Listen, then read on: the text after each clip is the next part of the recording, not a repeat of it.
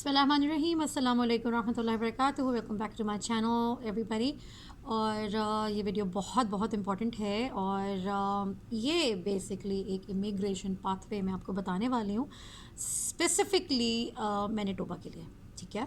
और straight away हम point पे आ जाते हैं बिकॉज टाइम बहुत शॉर्ट है।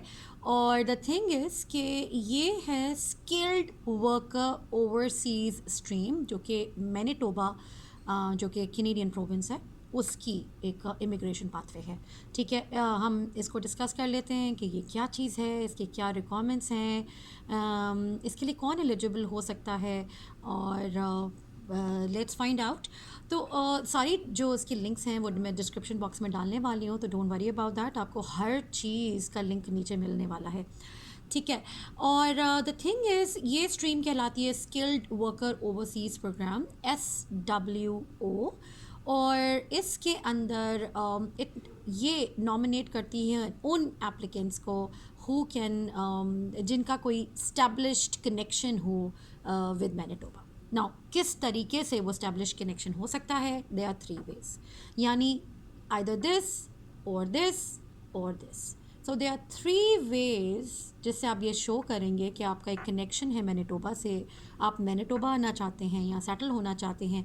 किस तरीके से? नंबर 1 वो ये हो सकता है कि the support of family members of friends. कौन से सपोर्ट फैमिली? जो मैनिटोबा में रिजाइड कर रही हो, ठीक है। ये सरसरी सा मैं आपको बता रही हूँ, इसकी हम डिटेल में जाने वाले हैं। नंबर 2 प्रीवियस एजुकेशन और work experience in the province, यानी आप एक एज एन इंटरनेशनल स्टूडेंट आए थे या as a temporary foreign worker आए थे इन मैनिटोबा, आपने यहाँ पे काम किया as a temporary foreign worker, या एज एन इंटरनेशनल स्टूडेंट आप यहाँ पे आए, आपने डिग्री ली, तो इससे भी आप अपना कनेक्शन मैनिटोबा से शो कर सकते हैं। तीसरा क्या हो सकता है कि an invitation to apply receive directly from Manitoba provincial nominee programme as part of a strategic recruitment initiative. Now ये तीसरी चीज़ जो कि होती है वो क्या है? वो ये होती है कि इनके स्ट्रेटेजिक रिक्रूटमेंट प्लान्स होते हैं, ये डिफरेंट कंट्रीज़ में विज़िट करते हैं, इनकी जो प्रोविंशियल गवर्नमेंट के जो भी बंदे होते हैं वो विज़िट करते हैं और वो खुद हायर करते हैं उन लोगों को जिनकी डिमांड होती है उनके प्रोविंस में, यानी जो स्किल्स एंड डिमांड होती है, ठीक है। तो फॉर एग्ज़ाम्पल आजकल बहुत हो रहा है कि जी फ़िलिपीन से नर्सेज़ को बुलाया जा रहा है और उनको इनविटेशंस दिए जा रहे हैं। किसके थ्रू? ये वही चीज़ है स्ट्रेटेजिक रिक्रूटमेंट इनिशिएटिव कि इनका पूरा एक जैसे कहते हैं एक टीम जाती है, विज़िट करती है और लोगों को हायर करती है।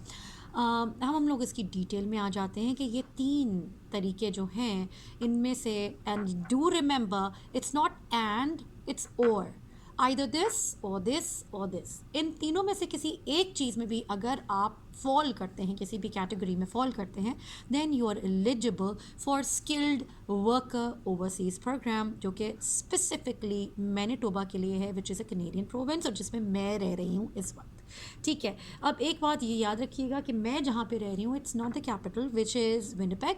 मैं एक आउटसाइड विनिपेग एक स्मॉल कम्युनिटी में रहती हूँ, ठीक है। तो ये याद रखिएगा कि उससे भी फ़र्क पड़ने वाला है जिसके बारे में मैं भी आपको बताती हूँ ना। सबसे पहले तो हम ये बात कर लेते हैं कि इसका ओवरव्यू मैंने आपको थोड़ा सा दे दिया। इसके अंदर सबसे पहले जो होता है सपोर्ट ऑफ फैमिली और friends, this is number 1 category. वो क्या है? उसको आप मैनिटोबा सपोर्ट कहते हैं। मैनिटोबा सपोर्ट में कौन कौन से आ जाते हैं? या तो आपका फैमिली मैनिटोबा में रह रहा हो, या आपका कोई डिस्टेंट रिलेटिव या फ्रेंड हो, तब भी वो आपको मैनिटोबा सपोर्ट की तरह एक्ट कर सकता है if you are the applicant, ठीक है। If you are the applicant you have to have a close relative, a distant relative और a friend living in Manitoba. ना उसकी क्या कंडीशंस हैं? This is very important. A Manitoba supporter must be the applicant's close relative or friend or distant relative, यानी दूर का रिश्तेदार या दोस्त या बहुत ही करीबी रिश्तेदार, तीनों चीज़ें हो सकती हैं। नंबर 1 मैनिटोबा सपोर्ट, अगर फॉर एग्ज़ाम्पल मैं ये प्लान करती हूँ कि मुझे किसी को बुलाना है, अपनी दोस्त को या अपने किसी कज़न को या अपने लेट्स से अपने किसी को भी अपने ख़ानदान में से, तो मेरे लिए ज़रूरी क्या है? Number 1, able to provide documents proving they reside, यानी मुझे ये डॉक्यूमेंट्स प्रूव करने हैं, प्रोवाइड करने हैं कि मैं मैनिटोबा में रहती हूँ, पिछले 1 साल से रह रही हूँ, यानी मिनिमम मेरे 1 साल की जो रिहाइश है, जिसे आप रेजिडेंस कहते हैं, वो मैनिटोबा में होनी चाहिए। वो किस तरह से मैं प्रूफ करूँगी? अपना मैनिटोबा हेल्थ कार्ड दे के मैं ये प्रूफ कर सकती हूँ। This is just an example. दूसरा प्रूव करने का ये भी तरीका है कि मैं जहाँ पे जॉब कर रही हूँ, मैं उनको बता सकती हूँ कि these are the my contract letters, या मैं एक प्रूफ ऑफ एड्रेस लेटर निकलवा के दे सकती हूँ अपने एम्प्लॉयर से। बहुत तरीके होते हैं, ठीक है। नंबर 1 कंडीशन क्या है? अगर आप मैनिटोबा सपोर्ट हैं और अपने किसी रिलेटिव या फ्रेंड को सपोर्ट करना चाहते हैं और यहाँ बुलाने के लिए मैनिटोबा में, तो आपको 1 साल मिनिमम मैनिटोबा में रहना ज़रूरी है और उसको प्रूव करना बहुत ज़रूरी है, जो मैं आपको बता दिया कैसे करेंगे। नंबर 2, कैनेडियन सिटीज़न या परमानेंट रेजिडेंट होना ज़रूरी है। अगर आप ख़ुद इंटरनेशनल स्टूडेंट हैं या टेम्पररी वर्कर हैं, तो आप तो खुद ही इस कश्मकश में है कि आप कनाडा कैसे रुकें, तो आप नहीं कर सकते। You have to be a permanent resident और अ कैनेडियन सिटीज़न। सो इस केस में अगर मैं अपनी बात करूं तो मैं इसमें ये 2 कंडीशंस में मीट कर लेती हूं कि मैं 1 साल से ज़्यादा का अर्सा मुझे यहाँ रहते हुए हो गया। नंबर 2, मैं PR होल्डर अल्हम्दुलिल्लाह हो चुकी हूँ। Number 3, able to demonstrate sufficiently close ties to the applicant and to Manitoba। आपने ये शो करना है, प्रूव करना है उनको कि भाई जिसको आप बुलाने की कोशिश कर रहे हैं, आप उससे क्लोज़ हैं, आपका क्या रिलेशनशिप है उससे, वाई डू यू थिंक कि आप उसको बुला सकते हैं, उस पर ट्रस्ट कर सकते हैं। That one thing. नंबर 2, आपका मैनिटोबा से क्या कनेक्शन है वो आपको बताना है कि जी मैनिटोबा में जॉब करती हूँ for example, and that is enough, क्योंकि मुझे मेरी जॉब ही यहाँ है, मेरी सैलरी मुझे यहाँ से मिलती है, मैं ज़िंदा ही इस जॉब की वजह से हूँ, तो that is enough to show कि आप मैनिटोबा से कैसे कनेक्टेड हैं। 4th, able to demonstrate that any applications they previously supported resulted in successful permanent economic establishment in Manitoba। अगर आपने पहले कोई एप्लीकेशंस की हैं, मेरे केस में मैंने कभी किसी के लिए अप्लाई नहीं किया तो मेरे लिए नहीं है, लेकिन अगर आपने पहले किसी के लिए अप्लाई किया था तो आप ये प्रूव करना होगा आपको कि हाँ जी वो सक्सेसफुल रही थी। मेरे केस में ये नलिफाई हो जाता है बिकॉज मैंने कभी अप्लाई नहीं किया। 5th, able to support the applicant's settlement plan. Obviously जब आप किसी की रिस्पॉन्सिबिलिटी लेते हैं तो आप बरे जमा नहीं हो सकते, बिकॉज आप अपने गारंटी पे उसको बुला रहे होते हैं कि जी ठीक है, उसके सेटलमेंट में उसका जो भी प्लान है मैं उसको सपोर्ट करूँगा या करूँगी, ठीक है जी।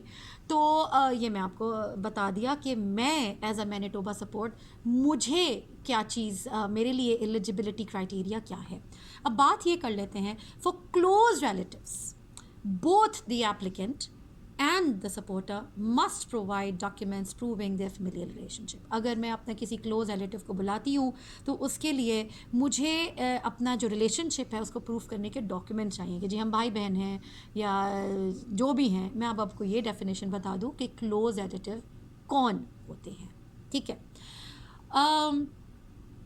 To be considered a close relative, a Manitoba supporter must be related to the applicant or the applicant's spouse as their sister or brother, niece or nephew, यानी भतीजा भतीजी हो सकता है, भाई बहन हो सकता है, aunt or uncle,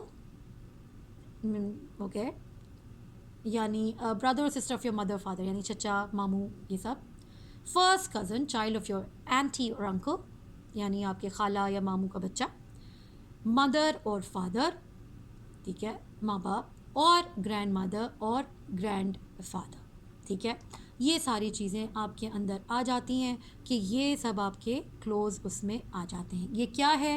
Manitoba supporter must be related to the applicant, यानी आप ये हों दूसरे एप्लीकेंट के। आप कौन हो सकते हैं? आप भाई बहन हो सकते हैं, आप नेफ्यू और नीस हो सकते हैं जिसको आप बुला रहे हैं, आप आंटी अंकल हो सकते हैं जिसको आप बुला रहे हैं उसके, या आप फर्स्ट कज़न हो सकते हैं उसके जिसको आप बुला रहे हैं, या आप उसके माँ बाप हो सकते हैं जिसको आप बुला रहे हैं, या ग्रैंड फादर और ग्रैंड मदर हो सकते हैं जिसको आप बुला रहे हैं।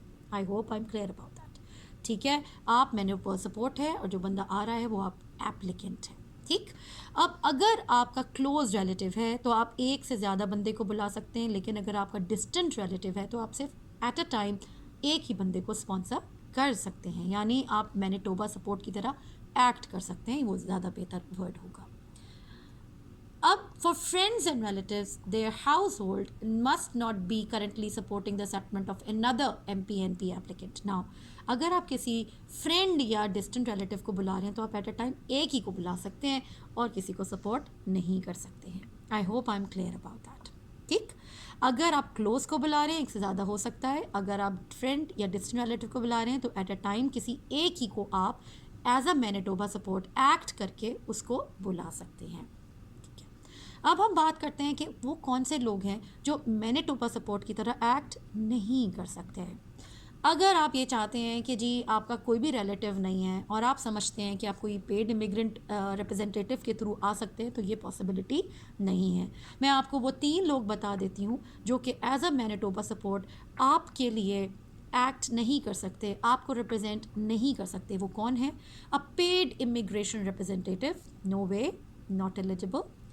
Anyone who is not a demonstrated relative or a friend of the applicant or the applicant's spouse। अगर आपका या applicant के अगर applicant यानी आप या आपकी वाइफ, ठीक है, या आप अगर बंदे हैं तो बंदी, बंदी है तो बंदा, उनका अगर आप एक फ्रेंड या रिलेटिव नहीं है, ठीक है, आप प्रूव नहीं कर सक रहे हैं, तो फिर आप नहीं आ सकते हैं, वो मैनिटोबा सपोर्ट नहीं कहलाएगा।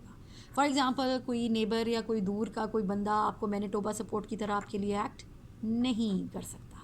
ठीक है, अ कैनेडियन इलेक्टेड ऑफिशियल और देयर स्टाफ ये भी इनएलिजिबल हैं to act like a Manitoba support for you as an applicant. ठीक है जी। अब ये मैंने आपको बता दिया कि एलिजिबिलिटी क्राइटेरिया क्या है, और मैंने आपको ये भी बता दिया कि जी एप्लीकेंट से हमारा रिश्ता क्या होना चाहिए, यानी मैनिटोबा सपोर्ट का। ये सारी इन्फॉर्मेशन आप डिटेल में जाके देख सकते हैं। कुछ फ्रीक्वेंटली आस्क्ड क्वेश्चंस हैं, इसके बारे में भी मैं बता देती हूँ आपको कि भाई कैन चिल्ड्रन सपोर्ट पेरेंट्स? तो चिल्ड्रन पेरेंट्स को सपोर्ट नहीं कर सकते। ठीक है जी, उसके लिए अलग एक इनकी स्ट्रीम है। अब अगेन चिल्ड्रन के नॉट सपोर्ट पेरेंट्स का क्या मतलब होता है कि अगर मैं मैनिटोबा सपोर्ट हूँ तो मैं अपने पेरेंट्स को नहीं बुला सकती, ठीक है, इस स्ट्रीम के अंडर। उसके लिए एक अलग स्ट्रीम है जिसे कहते हैं sponsor your parents and grand parents, एक अलग है, वो स्ट्रीम आज की डिस्कशन नहीं है, लेकिन उसके लिए भी एक पॉसिबिलिटी है, लेकिन इसमें नहीं है। इसके अलावा अगर आप अपने आप can Canadians permanent resident support an application for this spouse. For example मैं अगर अपने हस्बैंड को बुलाना चाहती हूँ कि जी मैं कैनेडियन सपोर्ट हूँ और मेरा husband is an applicant from wherever whichever country, तो मैं नहीं कर सकती हूँ। उसके लिए एक और कैनेडियन इमिग्रेशन स्ट्रीम है जिसको कहते हैं spouse and common law sponsorship category, हमें उसके थ्रू अप्लाई करना होगा। तो I hope I am clear. ठीक है, मैं अपने माँ बाप को और अपने स्पाउस को नहीं बुला सकती under this category. I hope I am very clear about that. ठीक है, ग्रैंड पेरेंट्स ये सब चीज़ें हो जाती है, लेकिन स्पाउस और पेरेंट्स नहीं हो सकते। ठीक है, उनके लिए अलग है। एक तो ये तरीका है आने का। अगर आप इस कैटेगरी में फॉल नहीं करते, अगर आपका मैनिटोबा सपोर्ट नहीं है, तो दूसरी जो कैटेगरी वो आती है मैनिटोबा एक्सपीरियंस। ना what is Manitoba experience? Manitoba experience means that in the past you lived in the province as temporary foreign worker or international student। मैं इसको कट शॉर्ट कर देती हूँ। अगर आप एज एन इंटरनेशनल स्टूडेंट यहाँ आ चुके हैं, आपने अपनी पढ़ाई कंप्लीट की है किसी पब्लिक से या प्राइवेट रजिस्टर्ड इंस्टीट्यूट से, और लेकिन इसके अंदर लैंग्वेज स्टडीज़ ऑथराइज नहीं है। लैंग्वेज स्टडी के अलावा अगर आपकी कोई डिग्री है, डिप्लोमा है, सर्टिफिकेट है, तो आप इसमें आ सकते हैं, जिसको आप मैनिटोबा एक्सपीरियंस कहते हैं कि जी आपने वहाँ से अपनी एजुकेशन या ट्रेनिंग प्रोग्राम कंप्लीट किया है। ठीक है जी। इसमें आपको क्या रिक्वायरमेंट होगी? आपको ये चाहिए होगा कि you will be asked to submit your study permit, your academic transcripts and the certificate, diploma or degree you receive for completing the program। ठीक है, कौन से वाले की बात हो रही है? मैनिटोबा से अगर आपने पढ़ाई की है, सब कुछ किया है, बिकॉज हम मैनिटोबा एक्सपीरियंस की बात कर रहे हैं, ठीक। तो अगर आप ये भी प्रोवाइड कर सकते हैं तो भी आप इस कैटेगरी में लाइक इस इमिग्रेशन स्ट्रीम के लिए क्वालिफाई कर जाएंगे, ठीक है। I am repeating, Manitoba experience जो आपके सेकेंड तरीका हो सकता है इस स्ट्रीम के लिए क्वालिफाई करने का, वो क्या है? अगर आप टेम्प्रेरी वर्कर हैं, आपने 6 महीना कंसेक्यूटिवली यहाँ पे काम करा है, तो आप अपने कंपनी जहाँ पे आपने काम किया है उसके लेटर हेड पे अपना एक्सपीरियंस लेटर और अपना मैनिटोबा वर्क परमिट सबमिट कराएंगे तो भी आप क्वालिफाई कर जाएंगे। अगर आप टेम्प्रेरी वर्कर नहीं थे, आप एक इंटरनेशनल स्टूडेंट थे जिसने यहाँ पे आके अपनी स्टडीज़ कंप्लीट की, तो वो भी अपने वर्क परमिट स्टडी परमिट्स, अपने एजुकेशनल ट्रांसक्रिप्ट्स और सर्टिफिकेट जो आपने लिया है कंप्लीटिंग प्रोग्राम करने के बाद, उसके बिना पर अप्लाई कर सकता है इस स्ट्रीम के लिए। I hope I am clear about that. एक और तरीका हो सकता है तीसरी कैटेगरी, मैनिटोबा इनविटेशन, जो कि अगेन इन लोगों के रिक्रूटमेंट मिशंस होते हैं, वो डिफरेंट कंट्रीज़ को विज़िट करते हैं, वहाँ पे जो इन डिमांड इनको चाहिए होते हैं लोग, उनको जाके ख़ुद इंटरव्यू करते हैं, सर्च करते हैं टैलेंट को, स्किल को, और वो ख़ुद उनको इनविटेशन देते हैं। ये तीसरी वाली स्किल थोड़ी सी डिफ़िकल्ट हो जाती है क्योंकि ये होली सोली इन लोगों पे डिपेंड करता है, लेकिन जो पहली दो हैं वो उसमें हमारे चांसेस बनते हैं, ठीक। अब हम बात करते हैं कि ये तीनों चीज़ें तो हमने डिस्कस कर ली। अब पॉइंट असेसमेंट कैसे होगा, कौन क्वालिफाई करता है, कितने पॉइंट्स चाहिए, तो ये मैं आपको बता दूं कि अगेन एक सेल्फ असेसमेंट वर्कशीट भी इनके पास मौजूद है, इनकी लिंक पे आप जाके अपने पॉइंट्स को कैलकुलेट कर सकते हैं। मैं आपको सिर्फ ये बता देती हूँ कि जी इसके अंदर 4 कैटेगरीज़ के मार्क्स होंगे, मार्क्स मतलब मैं टीचर हूँ इसलिए मार्क्स बोलती हूँ, पॉइंट्स होंगे। तो सबसे पहली होगी लैंग्वेज प्रोफिशेंसी। लैंग्वेज प्रोफिशेंसी में अगेन CLB 8 और हायर के, अगेन ये 4 कैटेगरीज हैं, आउट ऑफ 100 आपको स्कोरिंग होगी, हर कैटेगरी के 25 ईच पॉइंट्स हैं। सबसे पहली कैटेगरी में डिस्कस कर लेती हूँ विच इज़ लैंग्वेज प्रोफिशेंसी। इसके अंदर जो हाईएस्ट स्कोर होगा वो 25 होगा, लेकिन यहाँ पे क्या क्या आपको मिल सकता है कि जी CLB 8 और अगर हायर है आपका तो आपको 20 पॉइंट्स मिल सकते हैं। CLB 8 क्या होता है, मैंने लैंग्वेज कन्वर्टर निकाल के रखा हुआ है। तो CLB 8 का मतलब होता है रीडिंग, राइटिंग, लिसनिंग, स्पीकिंग, इन सब में, ये जनरल टेस्टिंग की बात कर रही हूँ कि हम यहाँ पे इमिग्रेशन की बात कर रहे हैं। इमिग्रेशन में जनरल आइल्स आप देते हैं, एकेडमिक नहीं देते हैं। तो जनरल लाइन्स में आपके रीडिंग, राइटिंग, लिसनिंग, स्पीकिंग में अगर आपके 8 इन एवरी बैंड आया हुआ है तो आप को CLB 8 से ज़्यादा मिलते हैं और बहुत ही मज़ा आता है, क्योंकि फिर आप के ज़्यादा स्कोर हो जाते हैं। उसके बाद आप कम आते जाइए and you can see for your self कि आपके पॉइंट्स कम होते जाएंगे।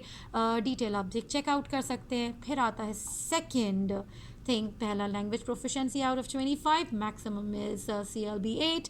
अगर आपके 8 हैं इन एवरी बैंड तो वाह क्या बात है आपकी। फिर आ जाती है एज में सबसे ज़्यादा पॉइंट्स मिलने वाले, this is also out of 25, और इसमें सबसे ज़्यादा पॉइंट्स मिलने वाले हैं आपको अगर आपके पास इसका जो ओवरऑल है वो है 10%।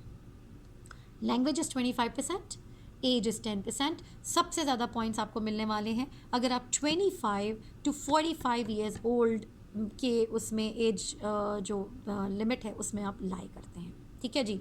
तो उसके अंदर आपको 10 पॉइंट्स मिलेंगे। उसके बाद अगर आप उससे कम के हैं तो 8 है, उससे ज़्यादा के हैं 8 है, फिर 6 है, फिर 2 4 है, फिर 2 है, फिर 0 है अगर आप 50 ओल्डर हैं, ठीक।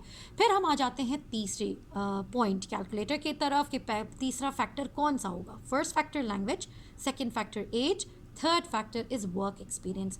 वर्क एक्सपीरियंस आपको क्या कहता है कि जी अगेन अगर आपके पास, याद रखिएगा फुल टाइम एम्प्लॉयमेंट की बात हो रही है, आपके पास कंप्लीट प्रूफ होना चाहिए, एम्प्लॉयमेंट लेटर्स होने चाहिए, एक्सपीरियंस लेटर्स होने चाहिए, आपके पास पे स्टब्स होने चाहिए। आप जो बात करेंगे उसके प्रूफ के साथ आपको बात करनी है। सबसे ज़्यादा पॉइंट्स आपके आते हैं 4 ईयर्स और मोर अगर आपका एक्सपीरियंस रहा है तो उसके आपको 15 पॉइंट्स मिलते हैं, और उससे 3 ईयर्स के 12 and so on and so forth. तो इस कैटेगरी के मैक्सिमम 15% पॉइंट्स हैं।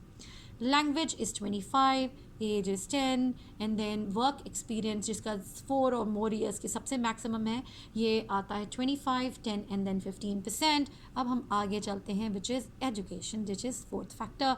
इसके अंदर सबसे ज़्यादा ये आउट ऑफ 25 है, तो इसके अंदर आपको पॉइंट्स किस चीज़ के मिल रहे हैं कि जो हाईएस्ट लेवल ऑफ एजुकेशन के आपको 25 पॉइंट्स मिलने वाले हैं। इसके अंदर क्या है जी, मास्टर डिग्री और डॉक्टरेट के यानी PhD के 25 हैं, उसके बाद कम से कम होता चला जाएगा। ठीक है, मैं फिर आपको बता देती हूँ 20, ठीक है, अब टाइम वेस्ट नहीं करूँगी, आप खुद गिनते रहिए। अब आपकी आ जाती है फिफ्थ फैक्टर। फिफ्थ के फैक्टर है एडेप्टेबिलिटी। एडेप्टेबिलिटी में क्या है, अगेन मैं सरसरी सा बताती हूँ, 20 मिनट की वीडियो हो चुकी है, आई एम सो सॉरी। तो इसके अंदर आप क्या, अगर इसका 25 मैक्सिमम पॉइंट्स है, ठीक, अगर आपका क्लोज रिलेटिव इन मैनिटोबा है तो उसके 20 and so on and so forth. आप देख लीजिएगा इसको कि किस चीज़ के आपको कितने पॉइंट्स मिल रहे हैं। क्लोज रिलेटिव इन मैनिटोबा के हाईएस्ट है, दैट्स 20। अगर आपको इन्विटेशन मिला है, रिक्रूटमेंट स्ट्रेटेजिक जो इनका इनिशिएटिव है, तो उसके भी 20 हैं। अगर आपका previous work experience in Manitoba at least 6 months, उसके 12 एंड सो ऑन फोर्थ। एक और सप्लीमेंट फैक्टर है, क्योंकि ये 25 पॉइंट्स हैं इसके, तो क्या है इसका सप्लीमेंट फैक्टर, अगर रीजनल इमिग्रेशन आप कर रहे हैं, इसके 5 पॉइंट्स एक्स्ट्रा आपको मिलेंगे। रीजनल इसका मतलब ये होता है कि अगर दे वांट टू, जो एप्लीकेंट है, they want to, they are planning to settle outside Winnipeg, ठीक है, किसी दूसरे छोटे रीजन में, और आप ये कर रहे हैं and you are able to convince कि भाई उस रीजन जो है उसके अंदर आपको जॉब भी मिल जाएगी और आप उसको इकोनॉमिक बूस्ट भी कर सकते हैं उसको, तो फिर तो आपको 5 पॉइंट्स मिलने वाले हैं। You just have to establish your connection with that region, ठीक है, तो उसके 5 पॉइंट्स एक्स्ट्रा मिल जाएंगे। तो आई होप ये वीडियो आपको समझ आई होगी, बिकॉज ये बहुत इंपॉर्टेंट और बहुत आसान तरीका है मैनिटोबा आने का। बहुत सारे लोग इस कैटेगरी में फॉल कर सकते हैं इफ़ इनमें से कोई भी चीज़ आप मतलब आपको समझ आ रही है। अगर आपको रिलेटिव है, डिस्टेंट रिलेटिव है, फ्रेंड्स हैं, या अगर आपने एज एन इंटरनेशनल स्टूडेंट यहाँ से पढ़ा है, या टेम्प्रेरी वर्कर की तरह आपने यहाँ पे जॉब की है, तो ये सारी चीज़ें आपके हक में जाती हैं। There is another important thing, again how to apply and this and that, ये मैं नीचे लिंक में डाल दूँगी। आपको एक एक्सप्रेशन ऑफ इंटरेस्ट क्रिएट करना होगा। अगर आपको letter of advice to apply आ जाता है, तो आपको एक फुल एप्लीकेशन सबमिट करानी होगी। फिर MPNP जो मैनिटोबा पोटेंशियल नॉमिनी प्रोग्राम का जो ऑफिसर है, वो आपकी एप्लीकेशन असेस करेगा, फिर नॉमिनेट करेगा प्रोविंस आपको, फिर आप परमानेंट रेजिडेंट वीज़ा के लिए अप्लाई कर देंगे। तो ये 5 स्टेप्स हैं, इनका लिंक भी मैं नीचे डालने वाली हूँ। एक चीज़ मैं आपको ज़रूर बता दूँ कि who can not apply for MPNP, this is also very important. Refugee नहीं अप्लाई कर सकते, लिव इन केयर गिवर्स भी अप्लाई नहीं कर सकते, जो कि करंटली कनाडा में रह रहे हैं और किसी का देखभाल कर रहे हैं, वो भी इसमें नहीं फॉल करते। Temporary foreign workers currently working resigning in province other than Manitoba, अगर आप मैनिटोबा में टेम्प्रेरी फॉरेन वर्कर नहीं है, तो आप इस कैटेगरी में फॉल नहीं करते। Temporary foreign worker has to be working and living in Manitoba. फिर स्पाउसेस ऑफ कैनेडियन सिटीजन्स और परमानेंट रेजिडेंट्स ये भी अप्लाई नहीं कर सकते, ठीक है। फॉर एग्ज़ाम्पल अगर मुझे PR मिल गई और मेरे हस्बैंड को PR नहीं मिली भी, for example I am just assuming, तो वो अप्लाई नहीं कर सकते, ठीक है जी। Individuals who have been refused within the last 6 months by MPNP, वो भी अप्लाई नहीं कर सकते। Individuals who have an active immigration application with any other provincial nominee programme, यानी एट अ टाइम आपको एक ही प्रोविंस के लिए करना है। अगर लेट सपोज आपने अल्बर्टा प्रोविंशियल नॉमिनी प्रोग्राम के लिए ऑलरेडी एप्लीकेशन आपकी एक्टिव है, तो आप इसके लिए एलिजिबल नहीं होंगे। तो ये कुछ चीज़ें हैं जिसके अंदर आपकी eligibility for this particular programme बिल्कुल नलीफाई हो जाती है, आप नहीं एलिजिबल होते। तो आई होप ये वीडियो आपको अच्छी लगी होगी, और अगर आपको अच्छी लगी तो don't forget to like my video and don't forget to share and subscribe as well. बहुत सारे लोग देखते भी हैं और समझ भी आती है, और लेकिन ना सब्सक्राइब कर रहे हैं ना कुछ है। अराउंड 60% लोगों ने सब्सक्राइब नहीं किया था चैनल को, तो I will be highly grateful to you, और कि अगर आप सब्सक्राइब भी कर दीजिए एंड शेयर और लाइक भी कर दीजिए, और इंशाल्लाह नेक्स्ट वीडियो में मिलेंगे, और दुआ में याद रखिएगा। इंशाल्लाह नेक्स्ट वीडियो में मिलते हैं। अस्सलाम वालेकुम रहमतुल्लाहि व बरकातहू।